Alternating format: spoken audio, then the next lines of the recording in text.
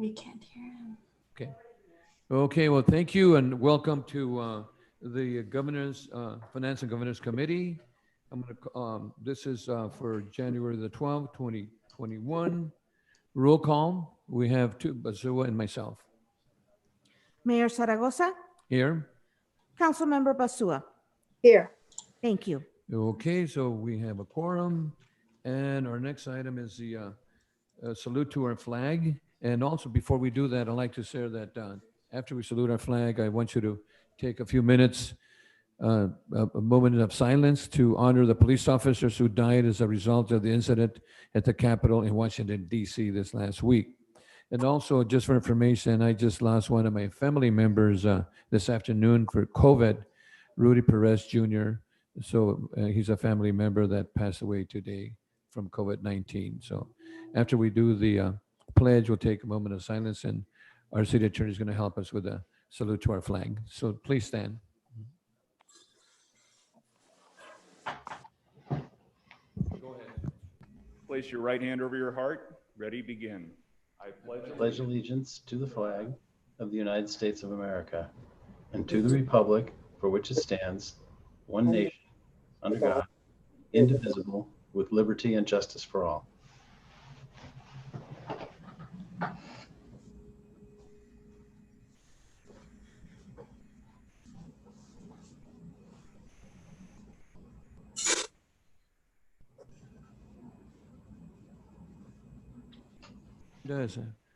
This is public comments that are not on the agenda, and today we have one speaker, and that person is Ray Blatel. Is he on, Madam Clerk?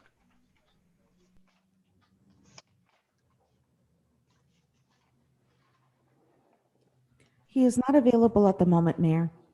He's not available? Okay.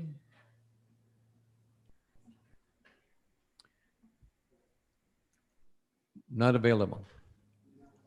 Okay, then our next item is the approval of the minutes. And this is for the Finance and Governance Committee for December the 8th, regular meeting. And we need a motion for that. I'll make the motion, but the SUA. So Mayor, I'm going to have to abstain because I was not part of this meeting. Mr. Attorney, we can still go ahead and so for purposes of approving the minutes, that is acceptable. Otherwise, there would be minutes that could never be approved based on change in the makeup of a commission or absences from a commission. Okay, so I'll second the first motion. Okay, that roll call. Mayor Zaragoza, Yes. Councilmember Basua. Aye. Thank you. Motion passes. Okay, thank you so much. And then we have a report here, and this is the Finance Department Comprehensive Annual Financial Report and Summary Presentation. And do we have Mr. Ryberg?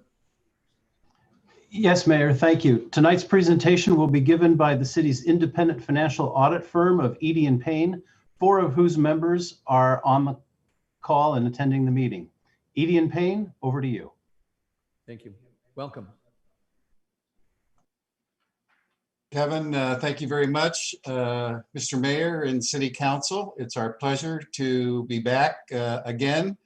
And we, like you, are trying to, there we go, deal with the health issues that we're all facing, but we're pleased that we're strong and looking forward to completing this process and then coming back later with the City Council. So tonight I have with me actually Eden Casarino, who is finishing her 5th year or 6th year with and rotating to Hong Nguyen, the partner. And then we have Mary Maxon, who is the senior manager on the engagement. So with that, I'm going to turn it over to the team and thank everybody for the opportunity to continue to serve the city. Thank you and welcome. Good evening, everyone. This is tonight we're going to go over the presentation of the CAFR, discussing the auditor's opinion, some CAFR highlights, specific notes regarding the general fund and other critical audit matters.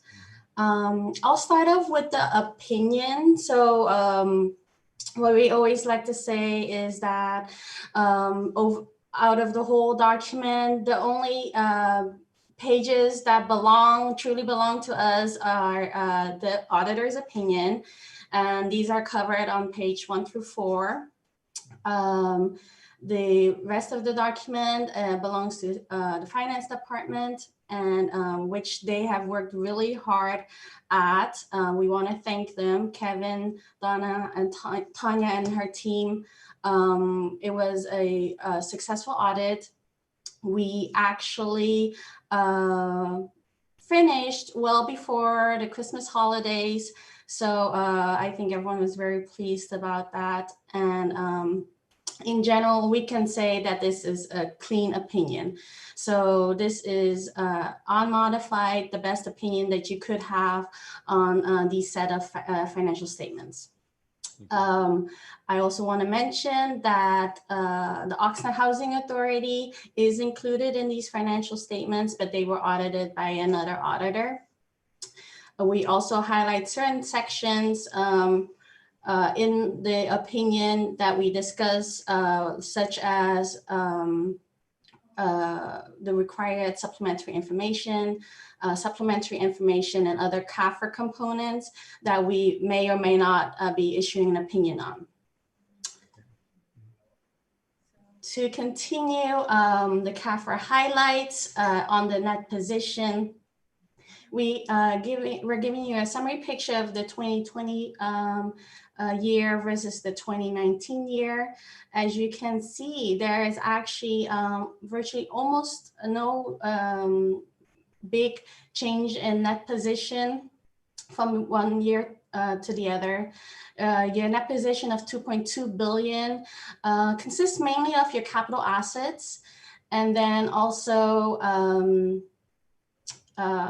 some restricted net position and unrestricted net position, which is a deficit mainly due to pensions and OPEB.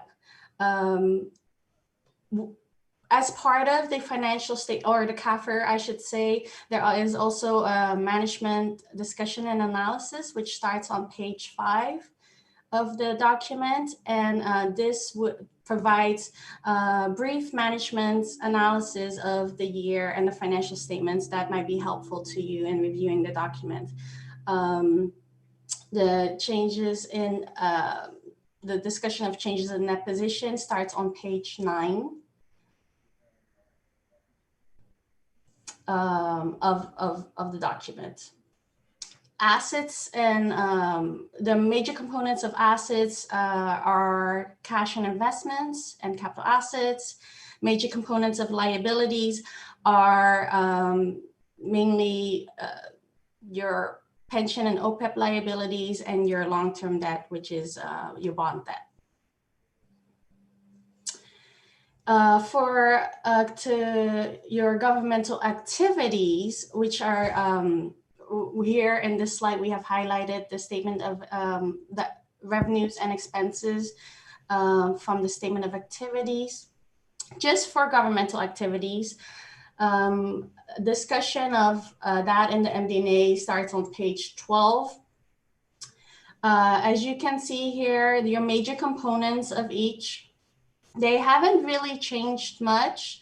I can tell you for your revenues, in total for 2020, you had about $402 million versus $409 million in the prior year. And of course, a large cause of the decrease was due to COVID. These financial statements are as of June 30th, 2020. So I guess we were fairly well into COVID at that point, thinking it might be over soon. Unfortunately, it's not. But you had a good 3 months worth of activities where you started shutting down operations, and that is reflected in here, of course. Taxes like transient occupancy taxes, there were big decreases in those. So that is, management has discussed that in MD&A as well. In expenses, there was actually a slight increase. In 2020, your total expenses were approximately $405 million, versus 394. Increases are mainly in general government and public safety expenses. We also, of course, saw some decreases in culture and leisure due to the pandemic shutdowns, and which slightly has been offset with the new golf course operations, which is also included in this presentation right here. So culture, leisure, and libraries includes the golf course as well. For your business type activities, there really hasn't been much of a swing in the activities, as you can see by this graph. I wanted to point out we did have a prior period adjustment for environmental resources for the 2019 year, where their revenues were understated in the prior year.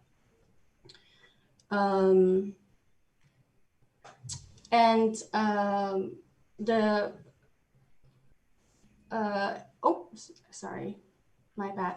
So the overall changes in net position for governmental activities was a decrease, but that is offset by an increase from the business type of activities for the city overall.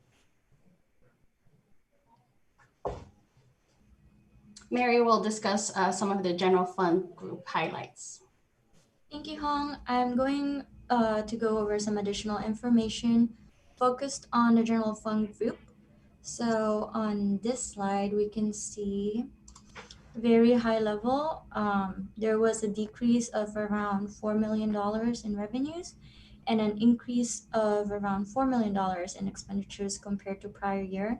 And as many of you can probably guess, one of the biggest drivers for these variances is the recession that we started to experience in March 2020 due to COVID-19. Let's take a closer look at revenues. Next slide, please. Right. As you can see here, the primary source of revenue of the general fund group is taxes. So due to increased property valuation, the general fund group continued to see a stable increase in property taxes during fiscal year 20. However, it's the unexpected lockdown enforced due to COVID that significantly affected the Q4 sales taxes and caused a decrease. And in addition to that, the visible decrease in personal and business travel also affected hotels, as Hong mentioned, and that is reflected in here by a 1.3 million decrease in transient occupancy taxes. However, it was overall a challenging year, but there was actually one fund which Hong already kind of touched on that had a fiscally improved year, and that is the golf course. It was in response to one of our previous findings that the city brought in a new operator and is now holding periodic meetings to review financial performance and budget status. And that paid off because the change in charges for services that you can see here is mainly due to the golf course.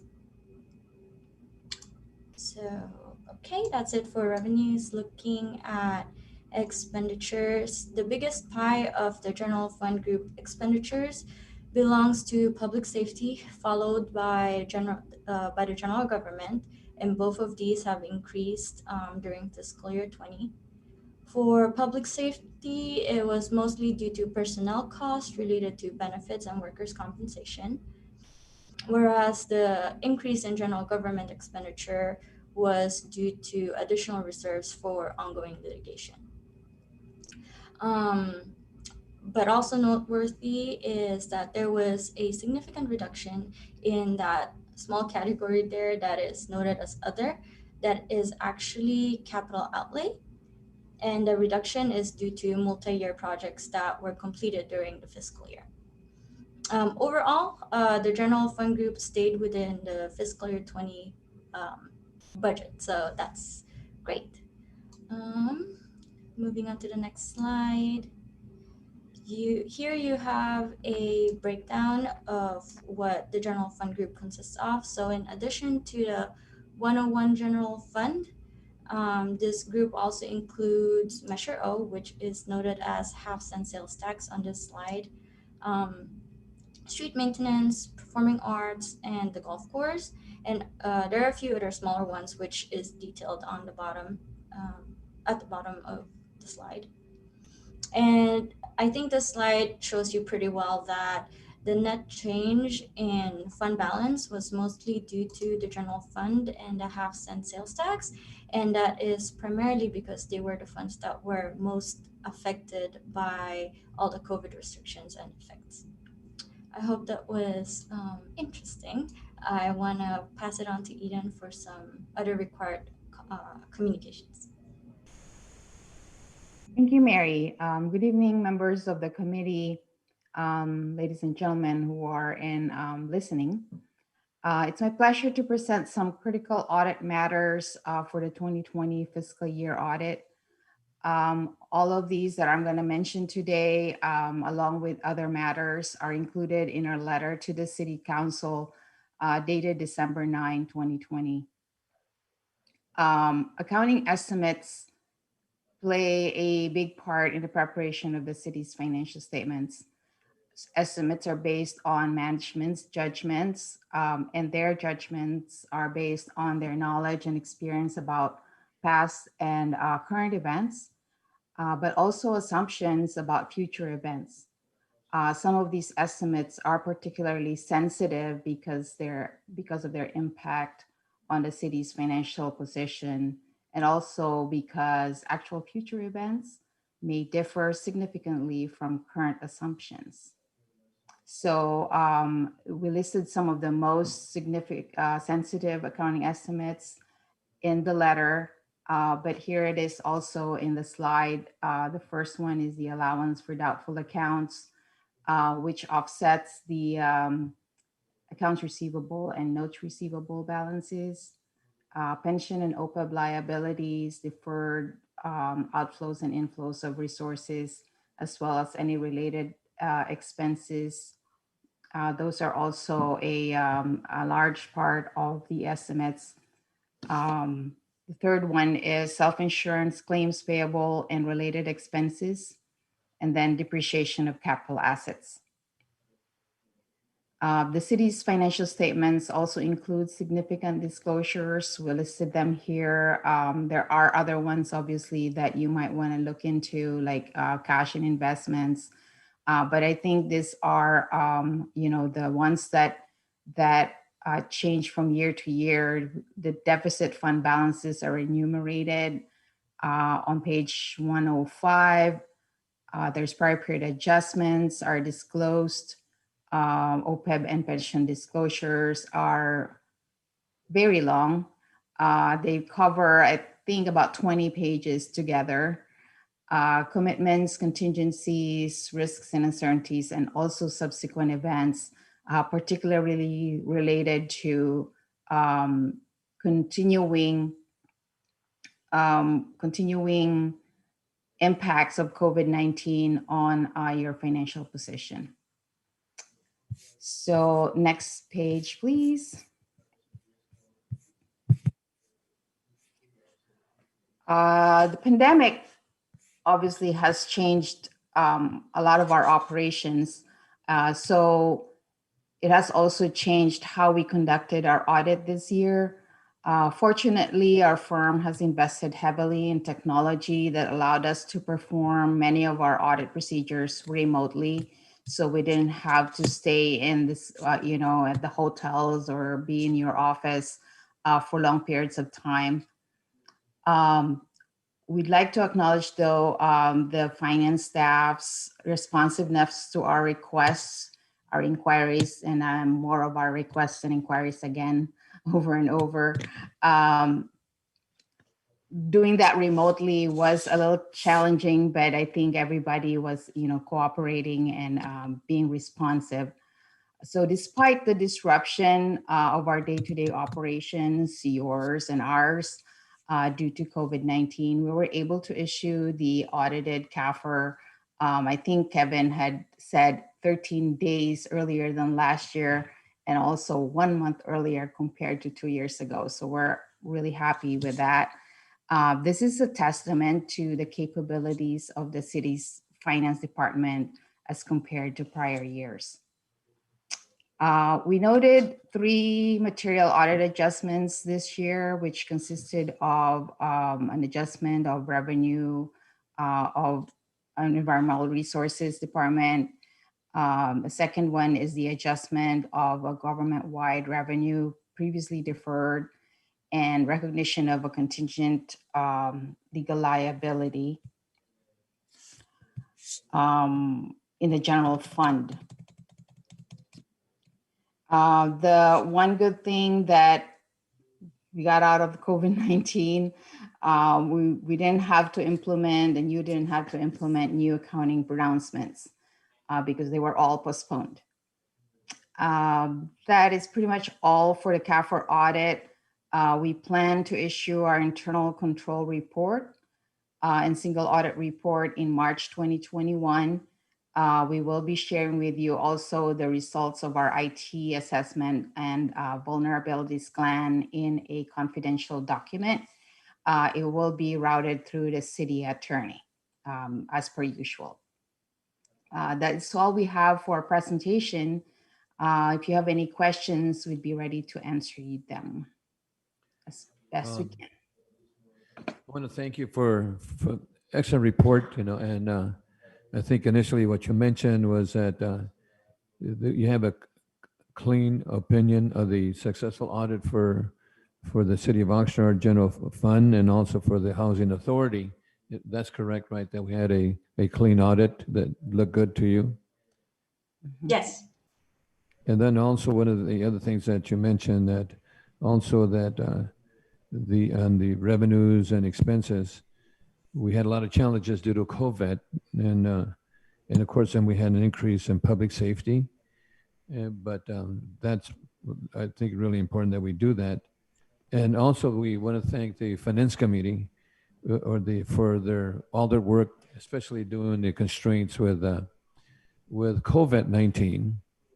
And of course, that you also mentioned the critical audit matters that we have to do, that we looked at the pensions and the self-insurance and also the other significant disclosures that we have to look at regarding the self-insurance and also the commitment and risks, that uncertain risks.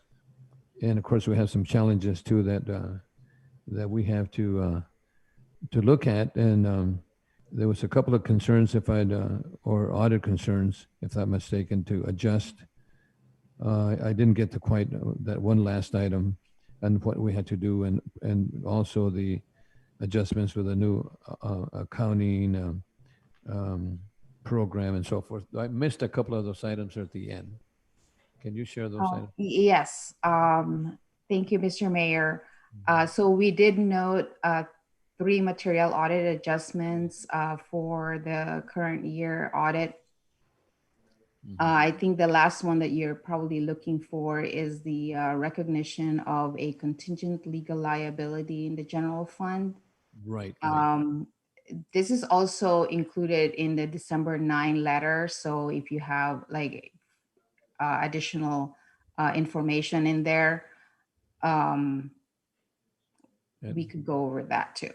Yeah, and I'm sure that Mr. Riper and our staff are going to be looking at that. So I think it's a really extensive report. I had to do a lot of reading, but I think maybe our council member can go ahead and share what. Gabby, do you have any concerns or Basua, Councilman Basua? that you might want to share?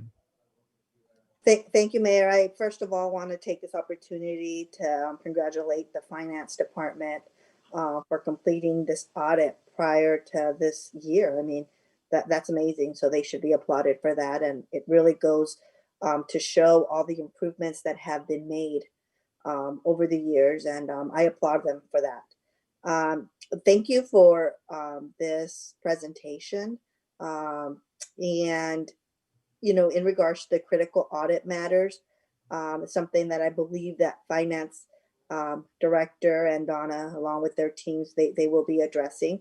And very, very well presentation. And I don't have any questions. I'm looking forward to see the internal control report in March, along with the IT assessment. So I am looking forward to seeing how we are doing in those areas. Thank you. Excuse me. Thank you, Council Member. We have one public speaker that'd like to share with us, and that's Alicia Parcell. Is she on the line? So, Alicia, you got 3 minutes. Alicia, Okay, can you they hear just me? unmuted me. You have I 3 can. minutes. Thanks. So my questions are about how the revenues and expenses for the golf course are shown in this CAFR. I saw the note about the change in how some of it's reported, but the city managers told residents the new operating contract has ended the subsidy from taxpayers to the golf course. But when the public saw the contract, there were large startup capital payments as well as monthly management fees for taxpayers to pay the operator. And, the city manager doesn't want to call that a subsidy, but it's a net cost to the taxpayer. So, I was interested in the first year's numbers, what they look like. And in the cover letter in the CAFR from the city manager, it says the golf course turned a very small operating profit for the year. But the contract with the operator requires the city to make fixed monthly payments for various management fees. And it looks like the city's monthly payments for this fiscal year have been $320,000 every month, which comes out to $3.8 million per year. So I'm looking on page 159 and I'm wondering where those payments are categorized, because, when I look there at the government equivalent of a profit loss statement on page 159, I see revenues from charges for services of $3.777 million, and I see operating expenses of almost the same amount. Unless there's some nuance I'm missing in the language, the cover letter seems to suggest that the city's payments are included in those reported expenses on page 159.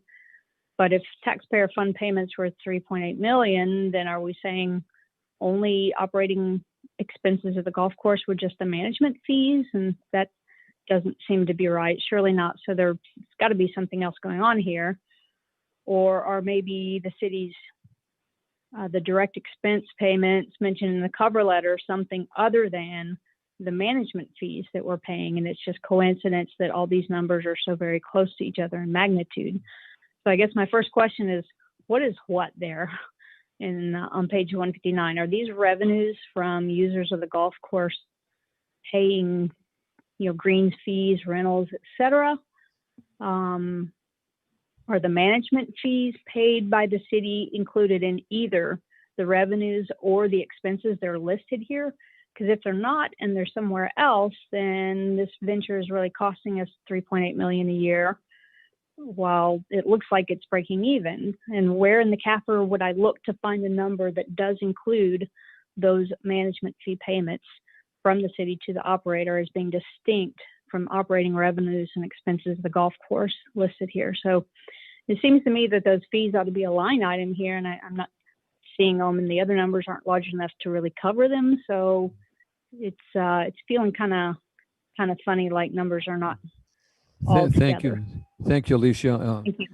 Kevin, can you give us a brief explanation on that page 159 with the golf course? Are the management fees included?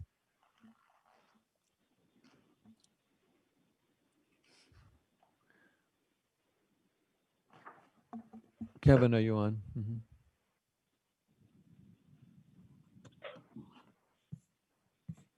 Okay, can you hear me here, Mayor? Yes, we can hear. Uh-huh. All right. On page 159, the revenues are revenues generated by American Golf Corporation as the operator, and they're all paid by users of the golf course, except for the miscellaneous revenues of $655,000, which are golf course development fees. On the expenditure line, all costs, city costs, American Golf Corporation costs, management fee costs are included in the $3,689,000. The monthly payments of $320,000 by the city to the American Golf Corporation as the operator are for working capital purposes. Okay. The contract with American Golf says that American Golf does not have to put up its own cash to front the expenditures that generate the revenue that users pay. The city puts that cash up. So all of the city's payments to American Golf Corporation for working capital eventually become expenditures that are part of the $3,689,000. So that's why the city manager's cover letter says the golf course turned a small net operating, a positive net operating margin just from golf course operations, and then that got multiplied by a factor of 5 or 6 by the golf course development revenue. There's no other place in the CAFR and no other place in the audit where any golf course related expenditures or revenues appear. It's all on page 159 and the balance sheet on page 157. Well, thank you, Kevin. Thank you for that explanation. I'm not Okay. sure that I caught all that. I'm sorry. Thank you. Thank you, Alicia. Okay. So anybody else? No, that's only public comments. Okay. So we need a motion for this, right, Mr. City Attorney? So I make a Correct. motion that we approve this item. Yes, and the recommendation would be to have staff proceed to the full council with this. Yeah, and then submit it to the city council. Councilmember Basua, do we have a Yeah, second? yeah, second. Second, roll call. Mayor Zaragoza, Yes. Councilmember Basua. Aye. Thank you. Motion passes 2-0. Thank you, and thank you so much too for the audit and all the presenters. Thank you for your good work. Thank Our you. next item. Thank you. Thank you.